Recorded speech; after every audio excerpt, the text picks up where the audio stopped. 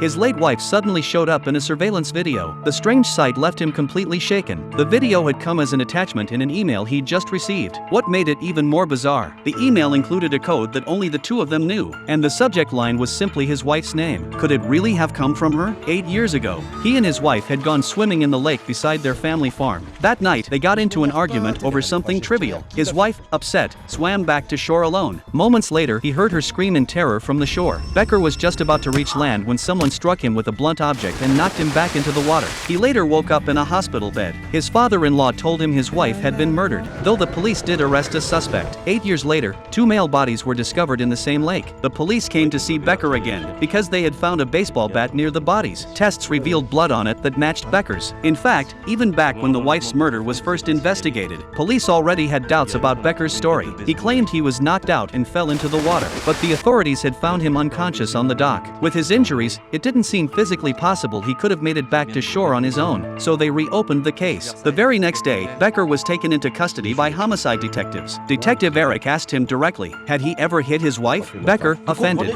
insisted he would never do such a thing, but then Eric laid out several photos. They showed his wife with visible bruises and injuries. Becker claimed they were from a car accident, but when police followed up with his in-laws, they found no record of any such accident involving his wife. Eric started to suspect Becker had something to do with her murder. The motive? Possibly the $200,000 life insurance payout. The man originally arrested back then had confessed to 7 murders, but his wife's case wasn't among them, which led police to believe Becker might have hired someone to kill her. And the reason he turned up on the dock after supposedly being knocked into the lake? Because the hired killer had actually pulled him out. Later, Becker killed both of the men to erase all traces of the truth. Hearing all this, even his in-laws began to question whether Becker had done it, but things only got more complicated from there. That same night, his wife's best friend returned to her apartment, only to be ambushed by 2 mysterious intruders. They demanded to know where the wife was. The friend insisted she was dead. When they got nothing useful out of her, they killed her.